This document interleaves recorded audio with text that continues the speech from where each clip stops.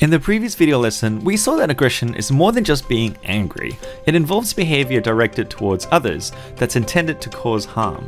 We also explored the impact of video games on aggression, and today we'll be looking at the influence of two other forms of media, advertising and social media. We've seen from before that movies and TV shows play a significant role in secondary socialization, but advertising has a particular power when it comes to influencing people for two reasons. Firstly, their frequency. According to Common Sense Media, children between the ages of 2 to 11 see an average of 25,600 advertisements a year, and the numbers increase with age. Secondly, ads are specifically made to target you and your needs, and to do this, sometimes they use shock tactics that can involve aggressive-like behavior. Take this Budget Direct ad for example. Budget Direct have won a gold can star for outstanding value car insurance 9 years running. Whew, sharp. 2, 3, 4, 5, 6, 7, 8, 9. At Budget Direct, we don't insure Captain Risky to keep prices low. Captain Risky's frequent dangerous behavior, researchers have argued, can lead to desensitization and make aggressive behavior more acceptable, more of a social norm. But the shock value can also work to produce a different outcome. Take these highly provocative ads. While they might depict violence, their purpose is in fact to reduce it.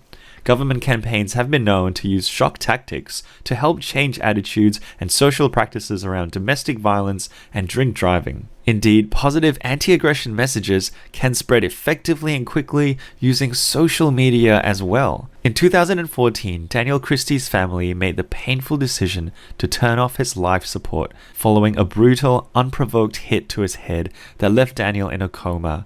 Social media showed immense support for Daniel and his family, as seen here on Twitter. People celebrated the amazing person that he was and called for action to be taken to prevent future violence. This is a great example of how these modes of communication can have a positive effect on people.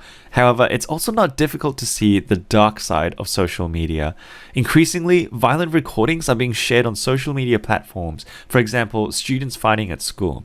One high school teacher in Canberra said that, quote, "Once the footage is put online, it's encouraged and promoted for the entertainment of other students. Some students seem to glorify it. Repeated exposure to such videos carries the risk of normalizing aggressive behavior, making it appear common.